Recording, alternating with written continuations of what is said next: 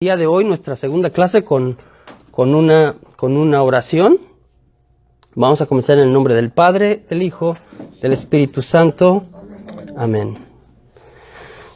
Y nos ponemos delante de la presencia de nuestro Dios, delante de la presencia de Jesús, que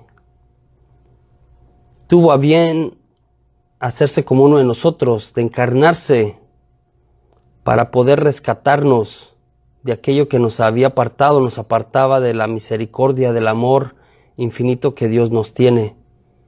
Le damos gracias a este Dios maravilloso que en su amor ha querido participar de nuestra naturaleza y elevarla hasta su máxima expresión y enseñarnos cómo se puede vivir plenamente en cada una de nuestras capacidades y aún así caminar hacia Dios. Le damos gracias por todas las cosas buenas, las que están pasando en nuestras vidas, por todas las cosas que nos concede, por la vida misma.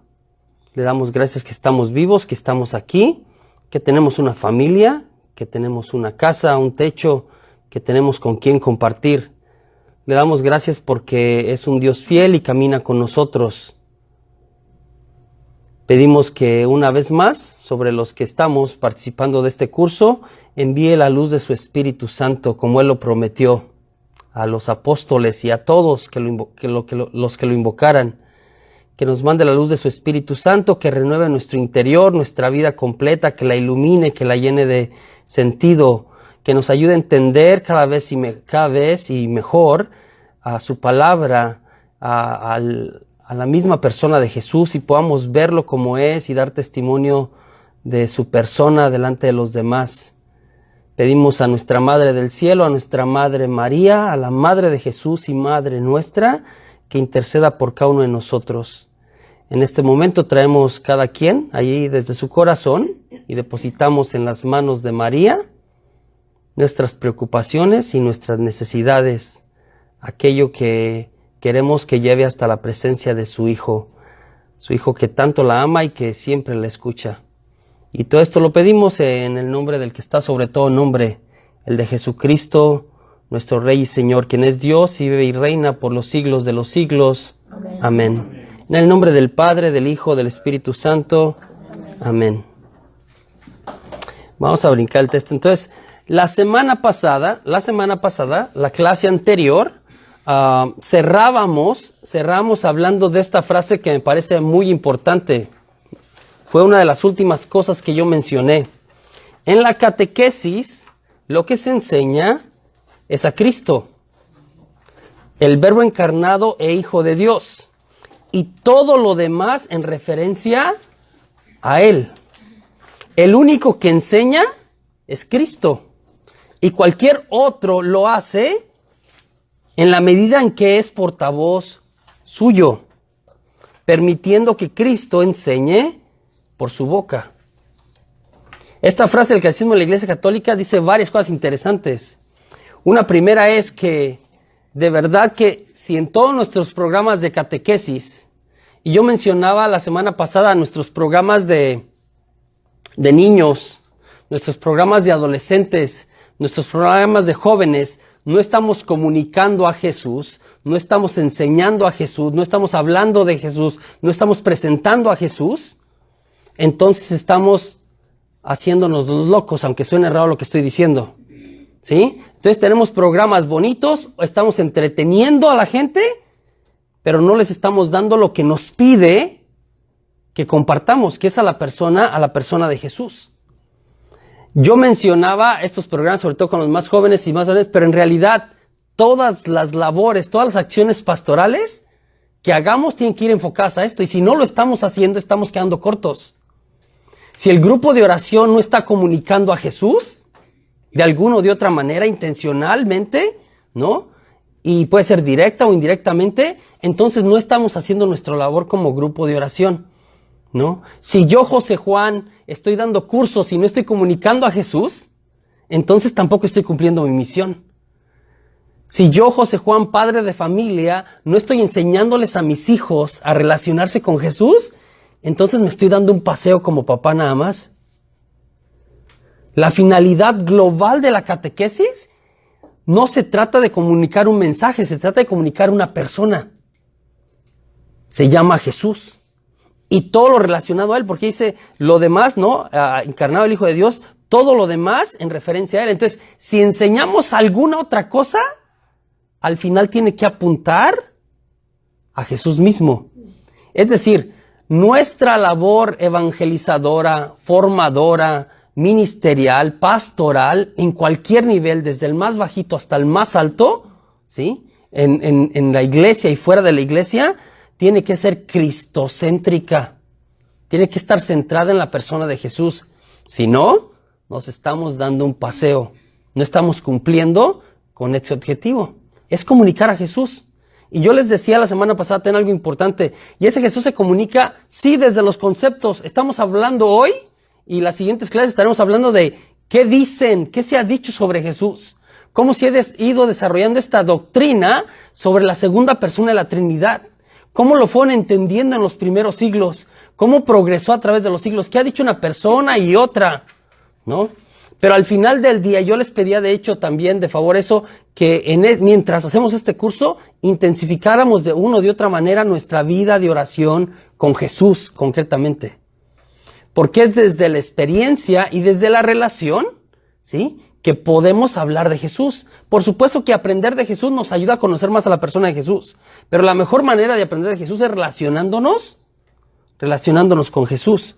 Luego dice que el único que enseña en realidad este mismo mensaje es Jesús. Otra vez, lo único que se enseña o lo que deberíamos de enseñar es Jesús. El que enseña es Jesús. Entonces, en realidad, yo, José Juan, no estoy enseñando. El grupo de oración no está enseñando. El programa de catequesis de aquí no está enseñando. Es nosotros estamos, ¿sí?, de alguna manera colaborando, siendo portavoz, y Jesús es el que está enseñando sobre sí mismo, sobre lo que ha hecho al resto de su... Le estamos prestando nuestras manos, ¿no?, nuestra boca, ¿no?, de varias formas. Nuestro testimonio, digo, habrá personas, y estoy pensando en San Francisco de Asís, ¿no?, que una vez le dijo a Fray León, usted ha escuchado probablemente esta anécdota que le dijo, después de estar encerrados en el convento por mucho tiempo, le dijo a Fray León, pues vamos a ir a evangelizar a la plaza, ¿no? Y el Fray León así como que finalmente se me armó, ¿no? Se me hizo estas ganas de evangelizar que tengo y de salir a dar la vuelta, ¿no? Y entonces, sígueme, y entonces se va Francisco y empieza en la plaza a dar vueltas, da 3 vueltas o algunas vueltas y se regresa al convento. Y cuando regresa al convento el Fray León dice, pues, ¿y a qué horas evangelizamos? ¿No? Porque no dijiste nada y ni me dejaste yo echarme mi speech, mi discurso evangelizador, ¿no? Y San Francisco dijo, evangelizamos con la pura presencia, con cómo caminamos, aunque parezca loco, cómo esto, ¿no? Entonces, el testimonio es importante. Esto lo hablamos ya la semana pasada, es para conectar un poquito con la semana pasada. Además, hablamos de esta otra cosa, ¿no?, que yo les mencioné. Déjenme quitar esto aquí.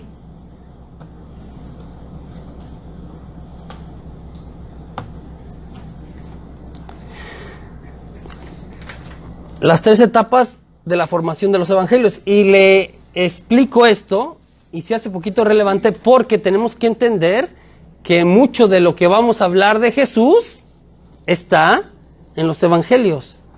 Entonces los evangelios, primero para empezar, no fue como que Jesús estaba, como hacemos ahora, o reporteamos ahora, ¿no?, o escribimos cosas ahora. Es cuando está pasando el suceso, cuando está sucediendo, estamos comunicándolo casi ya. Y ahora con las redes sociales es impresionante. Está pasando algo en mi pueblo y yo ya lo sé.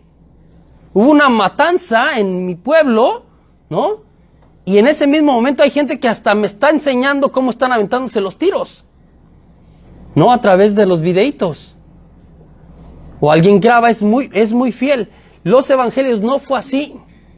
No fue inmediato. Jesús les pidió que fueran y hicieran discípulos, no que escribieran cosas. Entonces los evangelios son la revelación que nosotros tenemos de la persona de Jesús de manera concreta, los evangelios, en cuanto escrita. Para que se escribieran los evangelios, de que murió Jesús a que se escribieron, pasó casi toda una generación completa. Entonces, los apóstoles, los que estuvieron con Jesús, no fue como que vamos a escribir. No. Ellos entendieron como Jesús nos envió a comunicar su mensaje, punto. Cuando se estaba muriendo, escuchen bien, y esto es muy real, cuando se estaba muriendo es como que tenemos que comunicarlo, porque nos vamos a morir, ¿y dónde va a quedar? Lo que dijimos, aunque lo habían comentado ya, lo habían compartido, querían como que quedara de un documento. Ya había más gente que lo había aprendido de ellos y también lo estaba comunicando. Entonces, como 3 momentos o 3 fases o 3 etapas de cómo se formaron los evangelios. Primera etapa, algunas personas recordaban algunas palabras y hechos de la vida de Jesús. Entonces, los primeros apóstoles, otra vez, no recordaban todo. No recordaron todo. De hecho, la finalidad de los evangelios no era presentarnos todo, cada detalle. Recordaron algunas cosas, algunas palabras y algunos hechos. ¿Sí? Primer cosa, no recordaron todo. El mismo evangelista Juan, cuando termina su libro, dice, y estos son solo algunas cosas. Si hubiésemos escrito todo lo que escuchamos y lo que vimos de Jesús, ¿sí? No cabería en tantos libros o en ese tiempo eran papiros, ¿no? O pergaminos. No habría espacio para documentarlo, al menos en el contexto del siglo I. Entonces, algunas personas recordaban algunas palabras y hechos sobre la vida de Jesús. Primera etapa, ¿sí? Y esas son las que se comunicaban de manera oral. Segundo, ¿sí? Segunda etapa o segundo momento, basado en esas palabras, algunas palabras y algunos hechos, se formularon tal como la recordaban las primeras comunidades, ¿sí? Algunas cosas concretas y se formaron como dichos relatos que esto hizo Jesús, ¿sí? De alguna manera, ¿se acuerdan que lo hemos contado? Esto hizo Jesús. Ahora se los cuento a ustedes y se los cuento de acuerdo a su realidad. No sé si tiene sentido eso que estoy diciendo. Pasó esto con Jesús, pero esto que pasó con Jesús da respuesta a esto que estamos viendo en la comunidad. No sé otra vez si tiene sentido lo que estoy diciendo. El mensaje, cómo pasó, se adecuaba a la realidad de la comunidad y ya le daba un cambiecito o una adaptación. Y por eso también en los 4 evangelios, en Mateo, Marcos, Lucas y Juan, encontramos mismos relatos con ciertas variantes porque se adecuan a cada comunidad. La comunidad de Lucas no es igual que la comunidad de Marcos, o que la comunidad de Mateo, o que la comunidad de Juan. Son muy distintas, ¿no? En varias cosas. Entonces, su propia situación, su propia época, ¿no? Guiados por Jesús que seguía acompañando. Ojo, Jesús ya no está vivo, pero está con ellos. Él les prometió que iba a estar con ellos hasta el fin de los tiempos. Entonces, aunque ya no está con ellos, sigue con ellos. Entonces, Jesús sigue guiando esto. Aunque ya no está presente porque regresó con el Padre, sigue en medio de ellos. Es como que nosotros creemos en nuestros días que Jesús sigue en medio de nosotros. Tercer paso, todavía aquí no se escribe nada. Otra vez, unos recordaban, unos lo recopilan y los acomodan a la comunidad y una sola persona de este grupo de personas, ¿sí? Un único escritor reunió esas narraciones comunitarias y las acomodó en el texto final.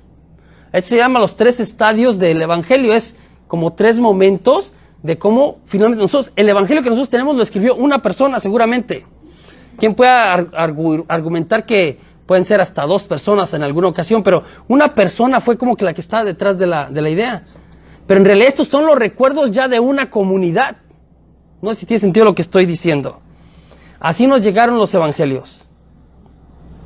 7 puntos, ¿sí? Que se manejan, ¿sí? Sobre la persona de Jesús de la fe cristiana. 7 puntos importantes. Estos 7 que están aquí, ¿sí? La realidad humana e histórica de Jesús, primero, número 1, la realidad humana e histórica de Jesús de Nazaret. Entonces, primer punto importante para la fe cristiana, y ya hablamos un poquito de eso la semana pasada, pero vuelvo a recalcarlo. tenemos que presentar al Jesús humano, si no, nos quedamos a medias. Ese Jesús que nació en el siglo I, en una cultura judía del siglo I, que nació en Belén, ¿sí? Que era de la descendencia de David, el Jesús histórico, primera cosa importante. Segunda cosa importante, ¿sí? La resurrección de Jesús. Y aquí ya brincamos a la parte divina, a la parte de Dios, de Jesús como Dios. La resurrección de Jesús, que esto era algo que no tenía precedente. Antes de Jesús y después de Jesús, les explico esto. Antes de Jesús y después de Jesús, hubo muchos de verdad que dijeron que eran el Mesías. Antes de Jesús vinieron personas que decían, yo soy el Mesías, el enviado del Señor, el enviado de Dios. Después de Jesús vinieron otros.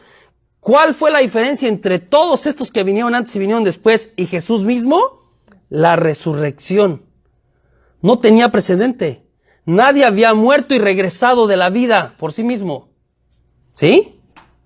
Había tomado la vida. Entonces no tenía precedente y los discípulos estaban certeros de esto. Sucedió. Realmente. Es un parteaguas. San Pablo dirá, porque si Jesús no hubiese resucitado, vana sería nuestra fe. Un elemento esencial de nuestra fe cristiana es creer en la resurrección. Es creer en la resurrección. Si no creemos en la resurrección, escúchenme, si no creemos en la resurrección, entonces, si quitáramos la resurrección de todo lo que creemos de Jesús, o sea, resurrección por un lado, no nos quedamos con lo demás, fue un tipazo, enseñó cosas muy bonitas, curó a los enfermos, es la resurrección, el núcleo, ¿sí?, de lo que hace que todo lo demás cobre sentido. Porque si no, otra vez murió tristemente, etcétera, terminaría en una historia humana y medio derrotista. La resurrección es importante. No tenía precedente y los discípulos enseñaron esto. Siguiente, la encarnación. Este Dios que se hace hombre, que se hace semejante a nosotros, es muy importante también en nuestra fe cristiana.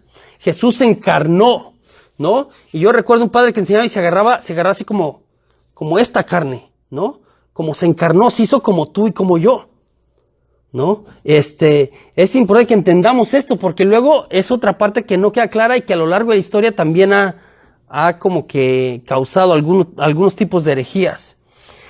El número 4, el propósito es encarnación. ¿Para qué se encarnó? Entonces, un hecho es que se encarnó, se hizo como nosotros, asumió nuestra naturaleza humana, ¿sí? La segunda, ¿para qué se encarnó? ¿Sí? Para que todos nos salvemos. El hecho de la encarnación es para venir a salvarnos, para restaurar nuestra relación con Dios. Es el propósito de la encarnación. Punto número 5, ¿sí? Jesús como plenitud de la humanidad verdadera. Entonces, el otro punto es Jesús. En Jesús encontramos no solamente un ser humano, sino un ser humano que sabe vivir humanamente hasta la perfección. Jesús nos enseña a ser personas, a ser seres humanos.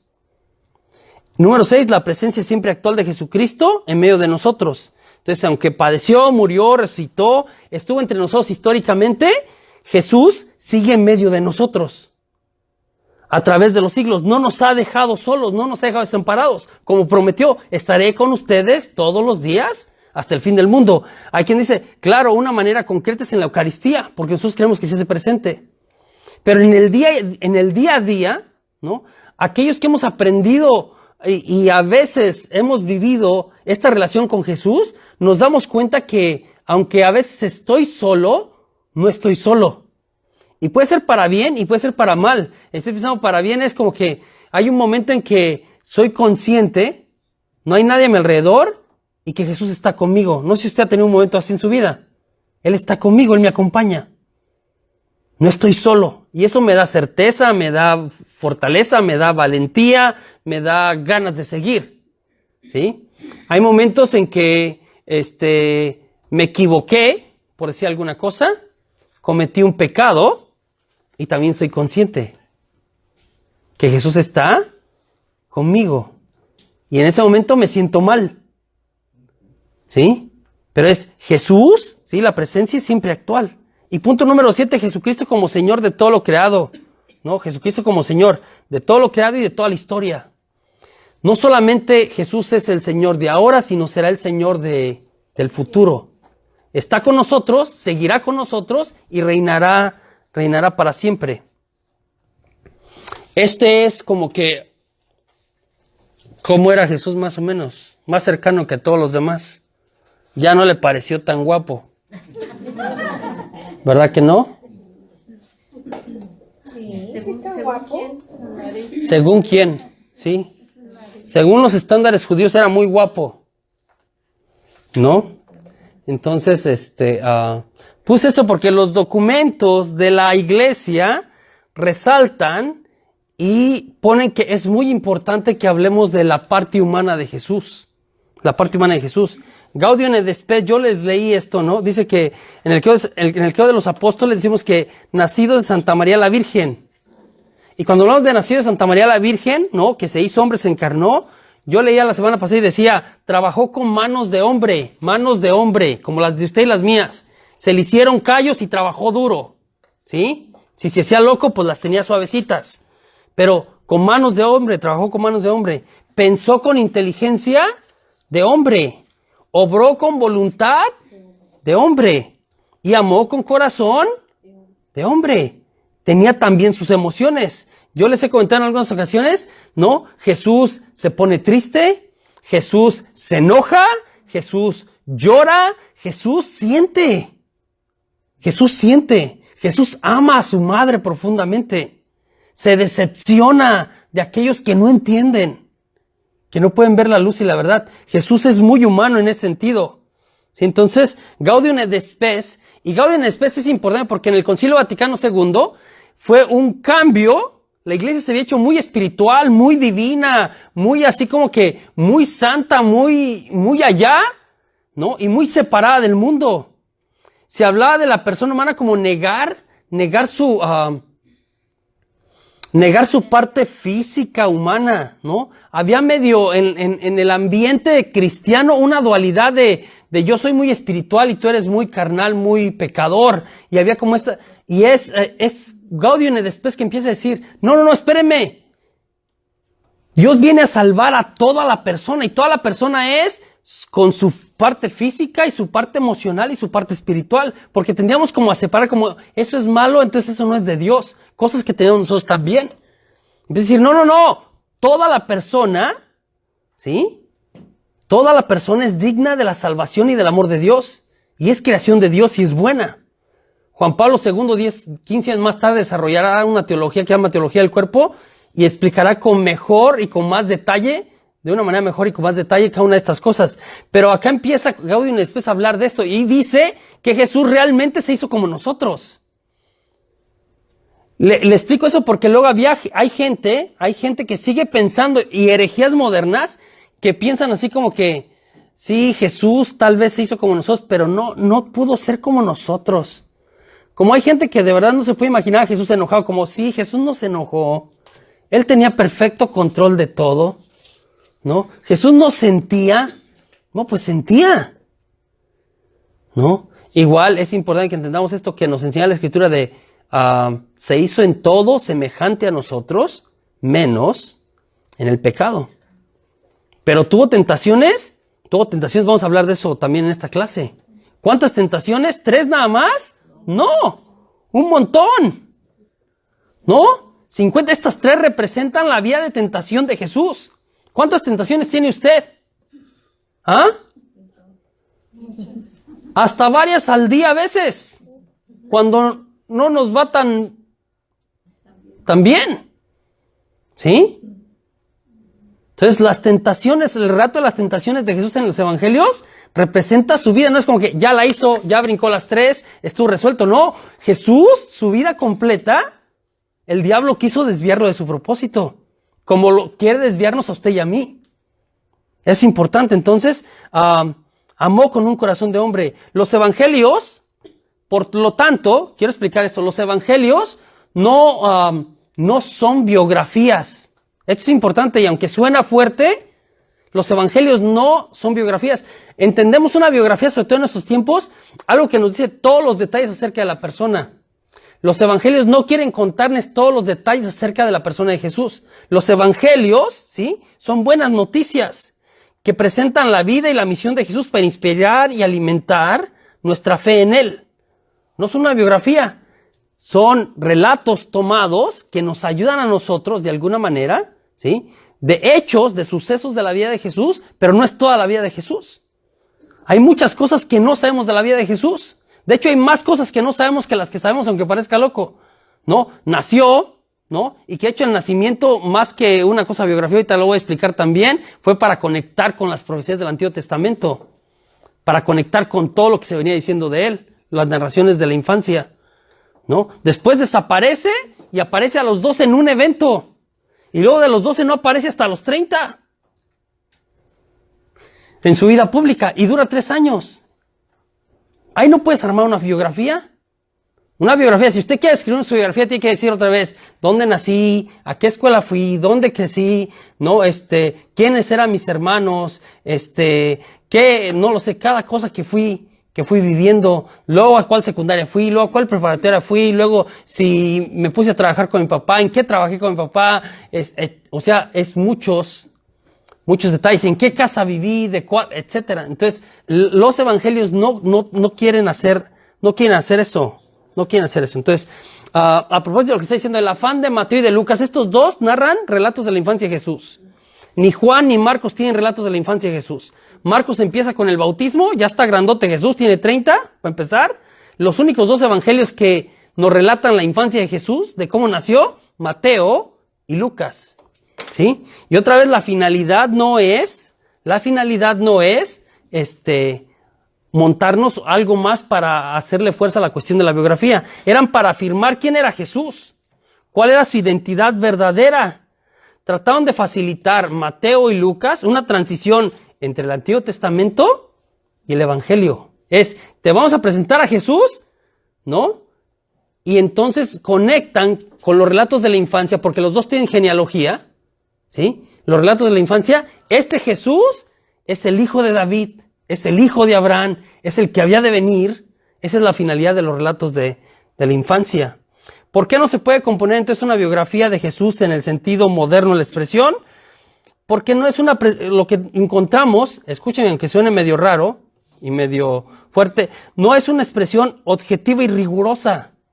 Lo que tenemos en los evangelios no es como que detallista y así fue y después pasó esto. Tenemos varias lagunas cronológicas, varias lagunas geográficas. Y cuando hablo de eso es como que Jesús está aquí, lo está aquí. ¿Y qué pasó de aquí a aquí? No sabemos. ¿Sí? En tiempo y en espacio. Jesús está acá en el norte y después ya está en el sur. ¿Por dónde se fue? ¿A dónde llegó? ¿Sí? Entonces no son una biografía como tal. En el inicio del ministerio público de Jesús de Nazaret. Entonces, vamos a hablar, ¿cuál fue el inicio del ministerio público de Jesús? El bautismo. Entonces, el bautismo es el inicio del ministerio público de Jesús, el bautismo de Jesús por Juan. Ahí comienza. Antes de eso, es la vida personal, particular de Jesús, no es pública. Empieza y se hace pública con el bautismo, ¿sí? Las tentaciones, lo que ya le mencionaba, ¿cuántas fueron? Otra vez, si vamos al relato de las tentaciones, son 3 tentaciones. Las típicas tentaciones, hay interpretaciones, aplicaciones de las tentaciones una es una es placer, tener y poder. Placer, tener y poder. Que son como las 3 tentaciones más comunes que nos suceden a los seres humanos.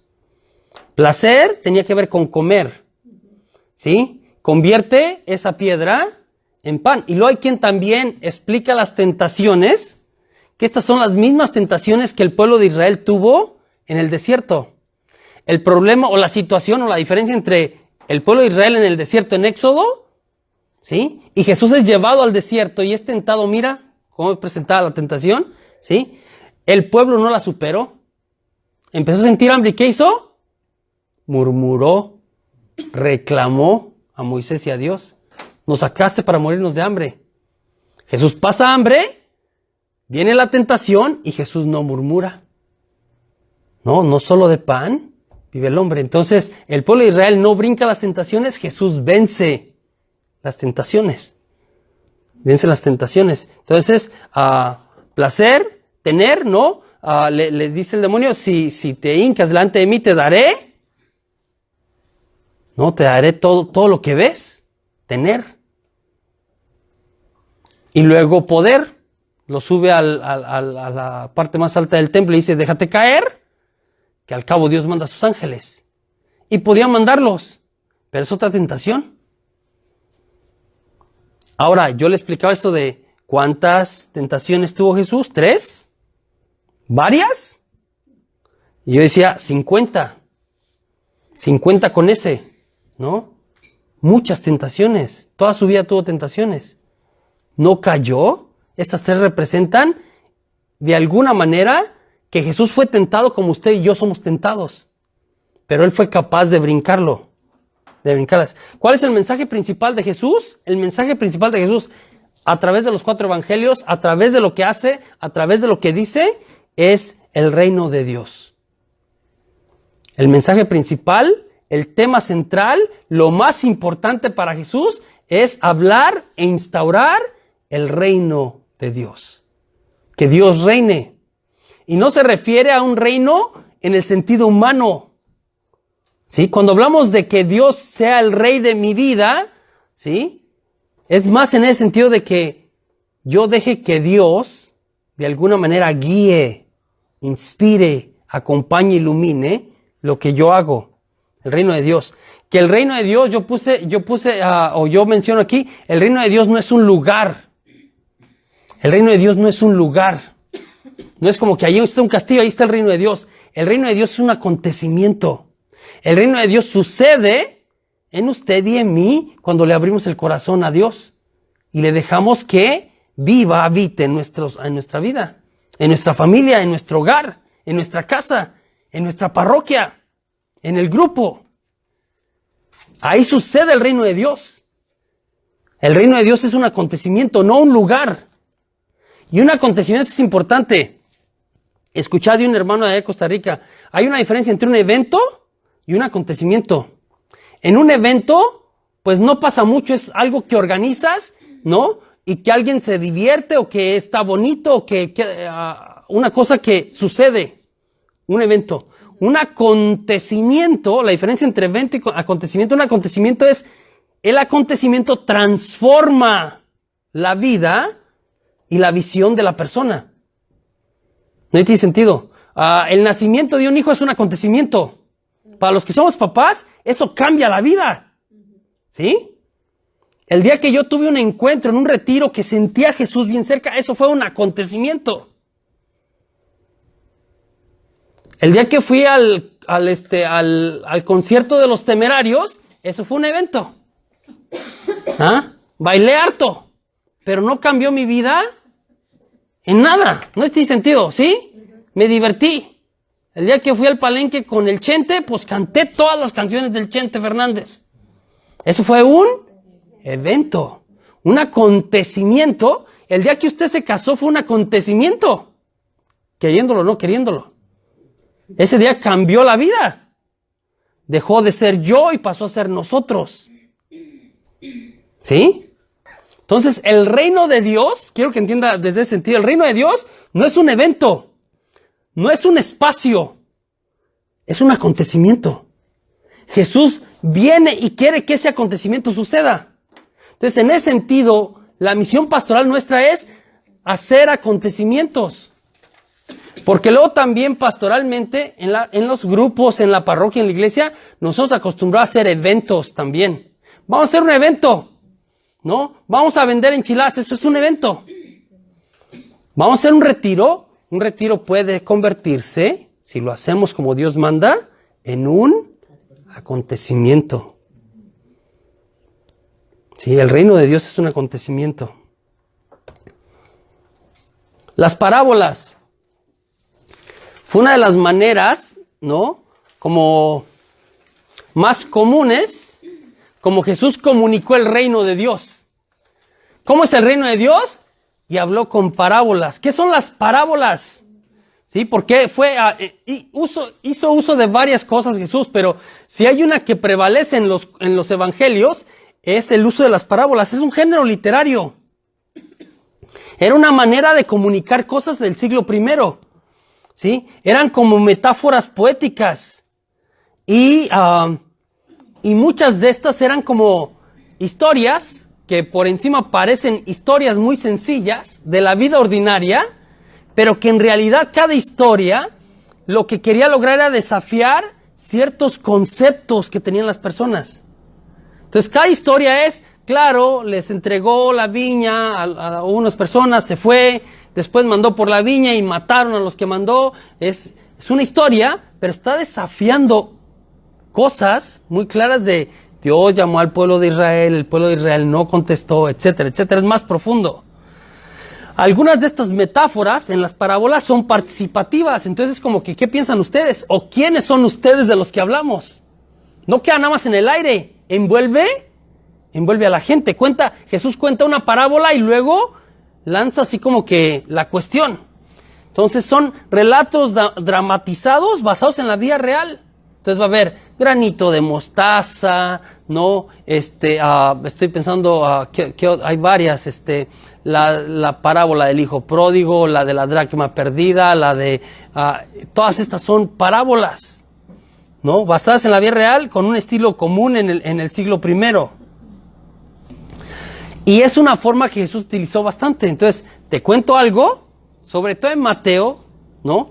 En Marcos encuentras como más hechos, más milagros, pero Mateo es muy de parábolas, te cuento una historia y detrás de la historia hay un mensaje, hay un desafío a nuestra manera de pensar. Las curaciones, cuando Jesús curaba, ¿para qué curaba? ¿Por qué curaba? Algunos ya en una interpretación así más relacionada con lo que su rol de Mesías, ¿no? De venir a traer este reino que se instaurará, hablan de que es parte de, pero las curaciones son signos de la presencia y del poder de Dios.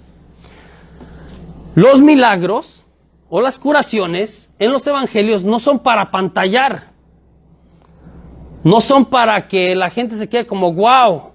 En realidad Jesús quiere que la gente entienda que Él es Jesús y que el reino de Dios está en medio de nosotros y que Dios está en medio o delante de ellos, aunque muchas veces no lo ven, ¿sí?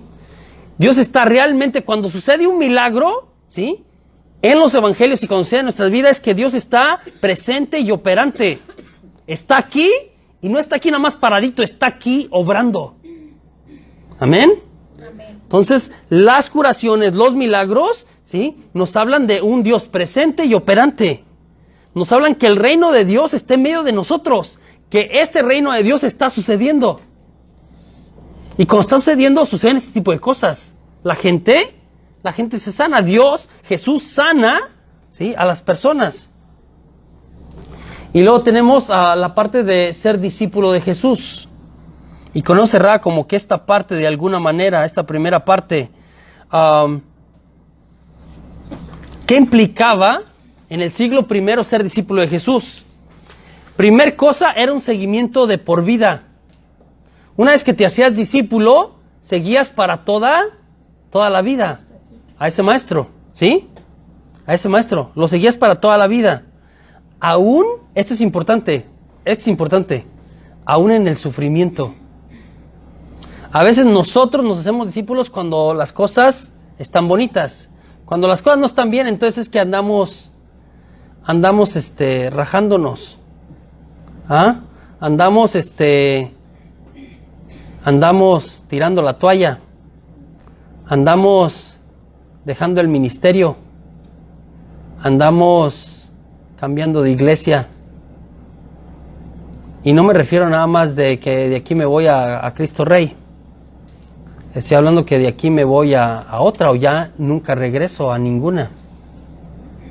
Estoy pensando en la situación actual de la iglesia nuestra que estamos viviendo, ¿no? Con el reporte del jueves de los nombres de aquellos sacerdotes con alegaciones creíbles. Y que sí, de verdad, hay gente y estoy pensando desde que salió el reporte, hay gente que se ha ido. A lo mejor no sé si usted lo ha notado, pero a lo mejor en el monto general de las misas, usted ve como que, aquí parece que viene todo el mundo igual todavía, pero no. A partir de los escándalos hubo gente que se ha ido y que a nosotros en la oficina, en la parroquia o al padre directamente dijo, si sabe contar, no cuente conmigo. Me fui. Entiendo, no estoy juzgando, entiendo el dolor, entiendo la confusión porque yo también la sentí, entiendo el coraje, entiendo la indignación, ¿sí? Ser discípulo es seguir al maestro de por vida, aún en el sufrimiento. Mira, Pedro se arrepiente de negarlo porque justo cuando Jesús lo incitaba, dijo, yo no lo conozco, no sé quién es. Después se arrepiente y llora amargamente después de la tercera afirmación de Jesús, ¿sí? Pedro, después de que lo niega la tercera vez, se pone a llorar terrible, es como que, claro, negué al maestro. El verdadero discípulo es de por vida. Llueva, truene, relampaguee. En los mejores momentos, cuando Jesús me muestra su favor, me bendice, todo va bien en mi familia, mis hijos caminan bien, ahí le agradezco.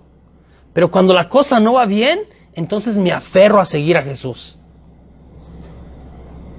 No le doy la espalda.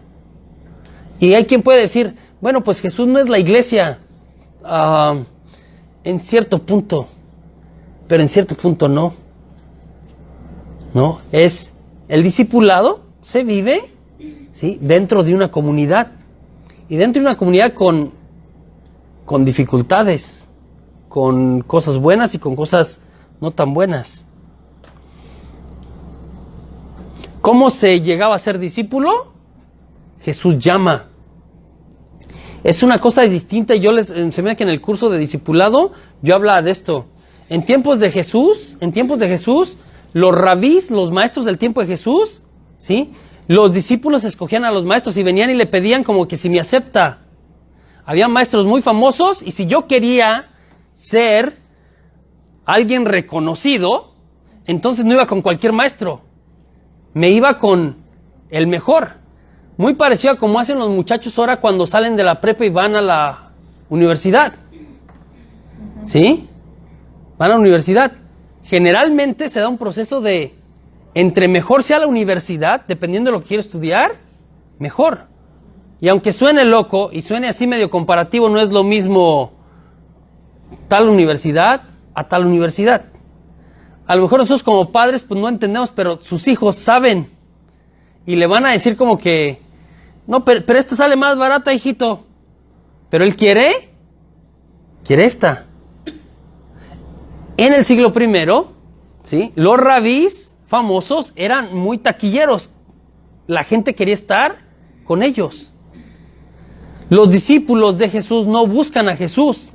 Él los llama. Aquí cambia, rompe, ¿sí?, rompe de alguna manera con la manera como funcionaba en el siglo I. A Jesús no lo sigue, Jesús sigue, viene y va llamando a cada quien por su nombre. No, y diciéndole, ven y sígueme. Se pasa a ser discípulo de Jesús, no porque yo quiero ser discípulo, sino porque Él me llama a ser discípulo. Entonces se pasa a ser discípulo porque Él me llama. Yo respondo al llamado personal que Jesús me hace, como respondió Pedro, como respondió Mateo, como respondió Juan. Sí, dejo lo que tenga que dejar porque el maestro me está llamando. Así se llega a ser discípulo. Hay una película muy bonita que me recomendó Pati de la vida de San Agustín, cuando él se fue de su pueblo y se vino a buscar al maestro porque él quería dar poesía como él, que era como lo que tú dices, de los maestros más taquilleros que en ese tiempo, y fue la conversión de San Agustín. Sí, y fue San Ambrosio. Entonces, y San Ambrosio era maravilloso. Entonces, a Agustín le apasionaba la oratoria. Y San Ambrosio era maravilloso, era encantador. Entonces, San Ambrosio hablaba tan elocuentemente, ¿no? Y Agustín quería eso, pero resulta que Ambrosio hablaba de Dios. Y ahí fue como sucede, ¿no? Entonces, sí, se hace discípulo literalmente de San Ambrosio. Es quien le presenta a Jesús, ¿no? Después lo ordena. Era buenísimo, esa es parte de la historia de la iglesia, pero es siglo IV y es San Ambrosio de Milán, y viene de África, ¿de dónde es? Del norte de África a Europa, a Milán para hacerse discípulo de él. Entonces, la pregunta queda en el aire, después de lo que yo dije ahorita. Un discípulo sigue al maestro toda la vida, en las buenas y en Las malas. Un discípulo no es el que dice, yo quiero seguir a Jesús. Es el que Jesús le dice, ven y sígueme. José Juan, ven y sígueme. ¿Sí? Juan, Pedro, ¿no? Francisco, María, Lupita, Rocío, Rosario, como se llame, ¿no? Ven y sígueme. Entonces la pregunta es, ¿soy un discípulo de Jesús? ¿Soy un discípulo verdadero de Jesús? ¿He escuchado su llamado? ¿He contestado al llamado? ¿He perseverado en este discipulado? Ahí queda en el aire la pregunta. Enseguida, y voy a introducir, ¿no? Vamos a dar unos 10 minutitos más. Voy a introducir, hablaremos un poquito, porque el libro va a empezar a hablarnos ahora de Jesucristo como verdadero Dios. Ya nos dio bocetos, facetas, poquito de esta parte de Jesús es verdadero hombre. Ahora va a hablar de verdadero Dios, y aquí entramos en otro idilio. Si reconocer la humanidad de Jesús, otra vez, no es sencillo, reconocer la divinidad de Jesús va a ser más complicada. Y el libro lo presenta. Creer que Jesús es verdadero Dios, ¿sí? Es importante a propósito de que hay varias herejías a través de la historia de la iglesia y en nuestros tiempos que han existido y que aún persisten, que niegan la divinidad de Jesús. Hablaremos de ellas con más calma en la siguiente clase, pero le menciono algunas así súper rápido. El arrianismo, recuerde la palabra porque vamos a regresar sobre eso. El arrianismo, ¿sí? Porque su promotor principal se llamaba Arrio, con doble R. No ario o arianismo. Arianismo tiene que ver con una zona geográfica. Arrianismo tiene que ver con Arrio, ¿sí? Que era el arrianismo, que negaba la divinidad de Jesús. El gnosticismo. Y gnosticismo se escribe con G y luego N. Gnosticismo. También lo voy a explicar con más calma. Entre otras herejías, y por herejía, le explico, es algo que se desvía, ¿sí?, de lo que nosotros creemos o de lo que la doctrina dice. Si nosotros decimos que Jesús es Dios y es hombre, que es una persona, dos naturalezas totalmente asumidas, y alguien dice, no era Dios o no era hombre, entonces estás cayendo en una herejía. Eso es una herejía, decir algo en contra de la verdad creída o proclamada. ¿Sí? Entonces, estas dos son herejías, arrianismo y gnosticismo, ¿sí? C.S. Lewis es uno de los autores contemporáneos más reconocidos. Escribió este libro que se llama Las Crónicas de Narnia, que le hicieron película. Es un escrito cristiano, aunque tiene figuras medio raras, ¿no? C.S. Lewis es muy bueno. Escribió un libro, varios libros, ¿no? Este libro de Crónicas de Narnia, que es muy famoso, que se hicieron películas, es maravilloso como escribe. Pero él era ateo, o mínimo agnóstico, y quiero explicarte esos dos términos. Ateo es el que niega la existencia de Dios. Ateo es sin Dios. Sin teo, Dios. Sin Dios. Niega la existencia. Dios no existe. Eso dice un ateo. ¿Sí? Un agnóstico, ¿sí? Con AG, agnóstico,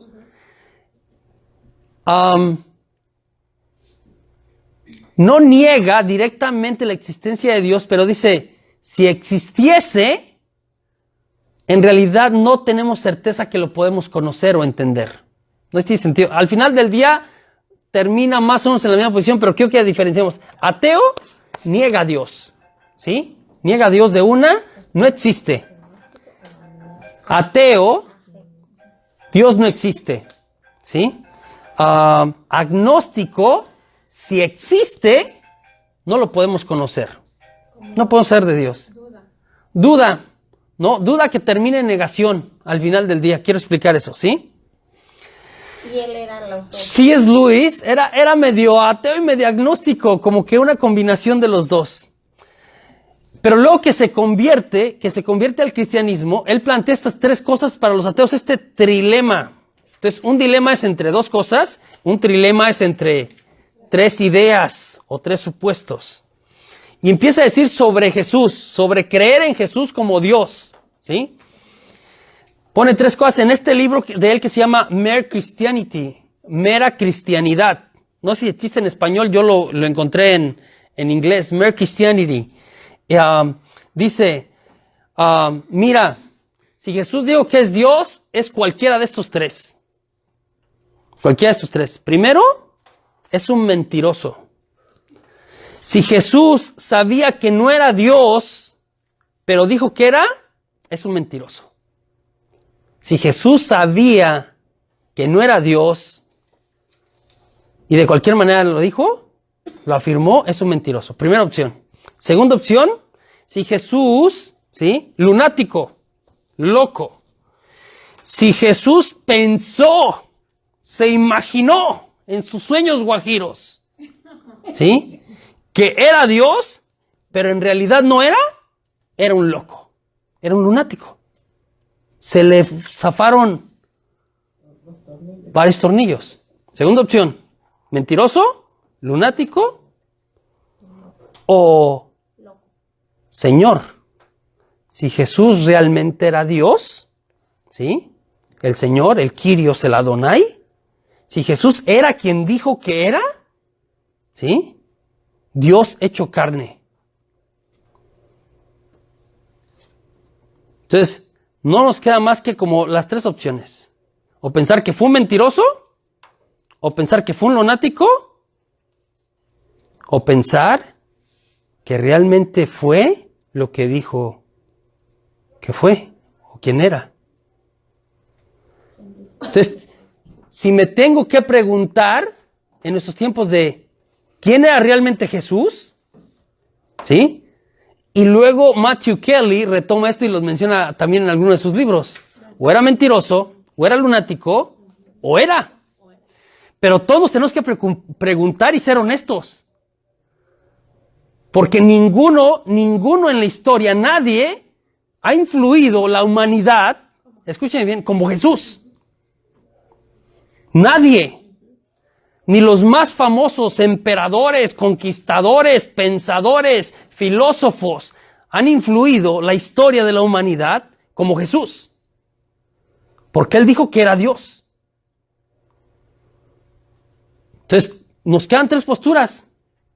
O decir que era un mentiroso porque sabía que no era Dios y dijo. Era un loco, un lunático porque pensó que era Dios, pero en realidad no era. ¿O era? ¿Sí? Esto lo presentó a los que estaban siendo así como que en contra de la religión cristiana, C.S. Lewis.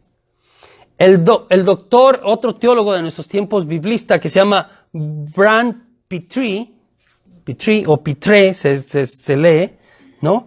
Escribió un libro que se llama The Case for Jesus, el caso de Jesús, como el caso de defensa de déjame mostrarte quién es Jesús, o demostrarte como, muy en el sentido como legal, muy en el sentido como de corte, de defensa de.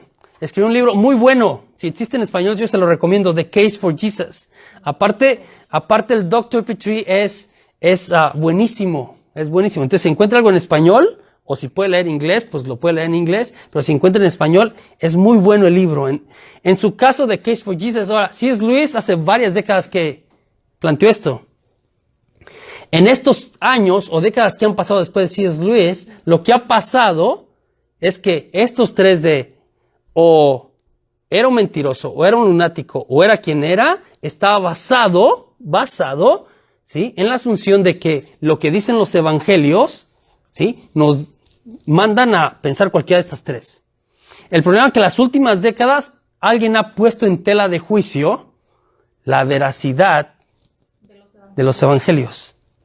Entonces, en su libro, el Dr. Petrie, ¿sí? Brand Petrie, sobre el caso, The Case for Jesus, agrega uno más a estos 3, al trilema, ¿no? Uno más a propósito de las posturas ateas y agnósticas más actuales de nuestros tiempos, incluso de algunos biblistas. Ay Dios, ya me fui para donde no era. Déjeme regreso, ahí estoy.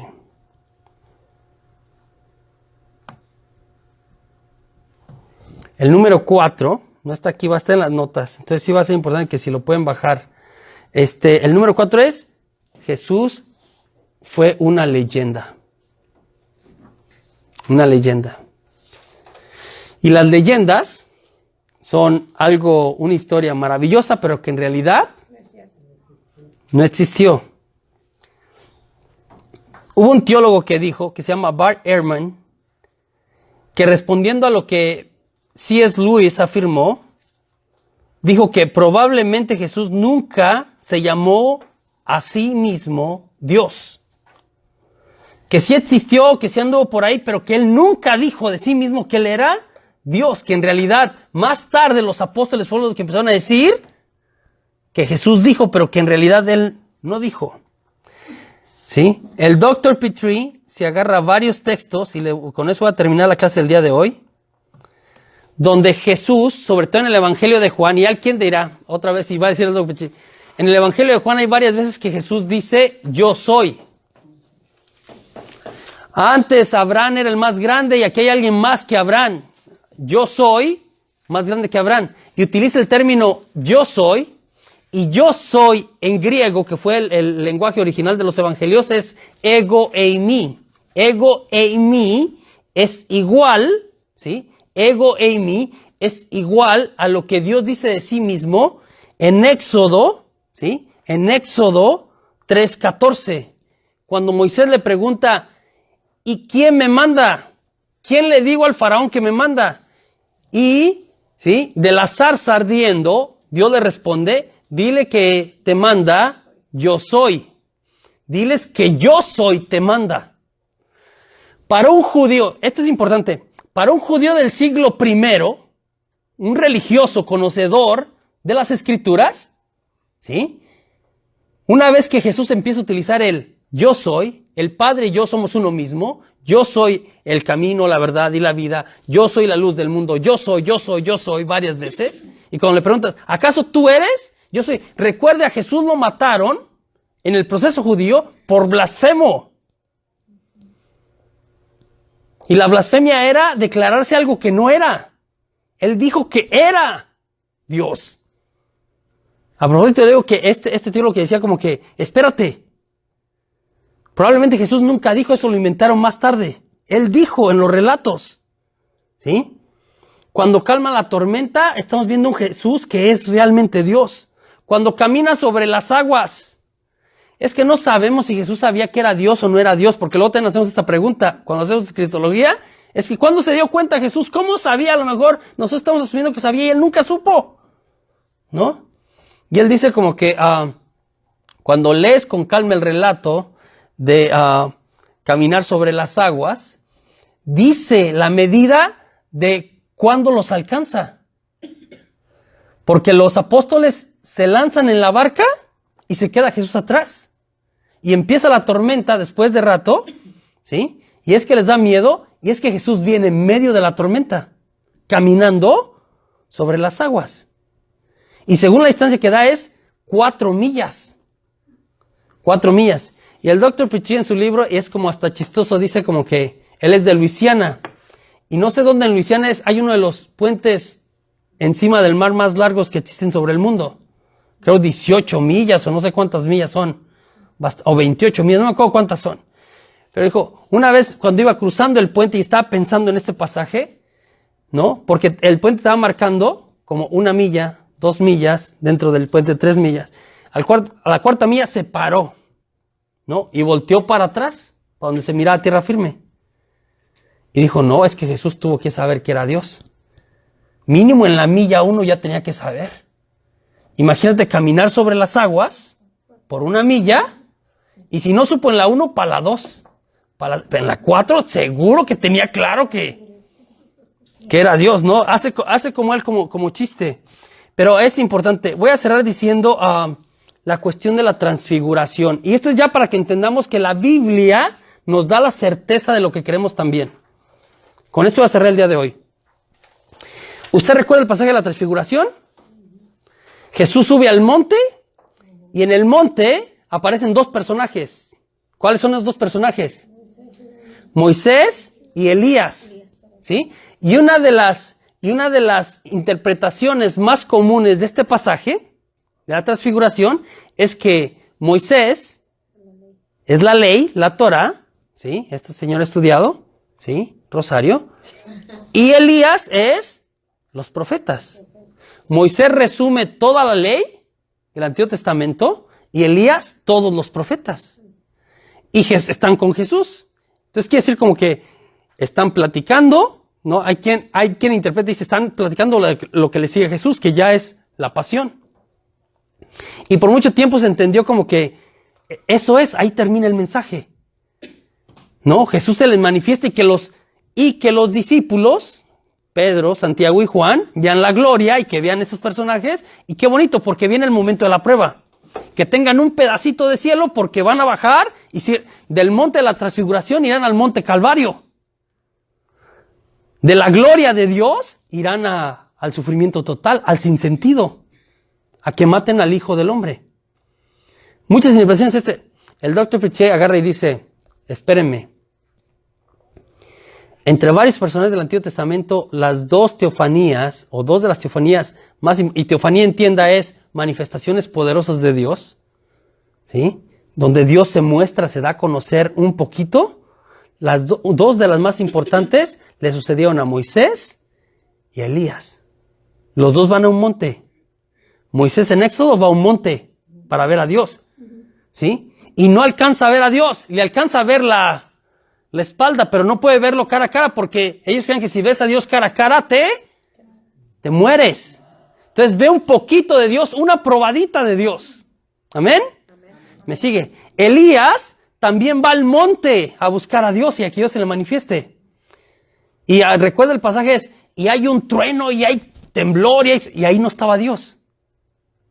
Hasta que viene una brisa suave.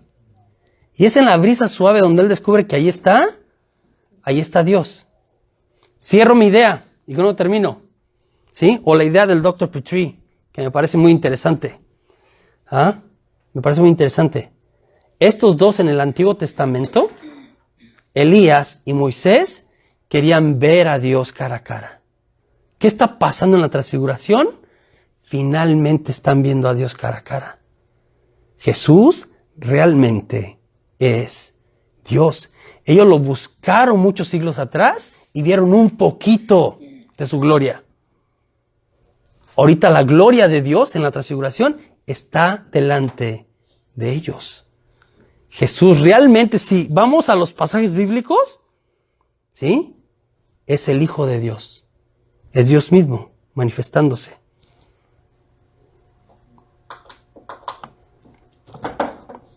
La próxima semana vamos a retomar y vamos a empezar a hablar ya de la encarnación, la pasión de Jesús. Nos falta hablar un poquito de eso.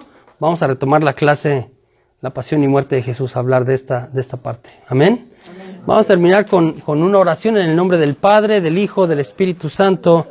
Amén. Y te damos gracias, Señor, por la oportunidad que nos das de crecer en ti, de conocerte más, de reunirnos en torno a ti y a los hermanos. Te pedimos que nos bendigas, que bendigas a cada uno de los que somos parte de esta clase. Tú conoces nuestras intenciones, tú conoces nuestra necesidad, los ponemos en tu providencia divina, en tu amor misericordioso. Te pedimos que nos bendigas a los que estamos aquí, a la gente que lo va a ver por las redes sociales. Tú también conoces sus vidas, Señor, conoces su necesidad, conoces lo que están pasando, pero tú caminas con ellos. Tú eres un Dios fiel, eres Dios y caminas con nosotros y nos amas profundamente. Bendícenos, bendice nuestro camino de regreso a la casa, a los que hoy regresamos. Bendice a los que tú quieres bendecir copiosamente.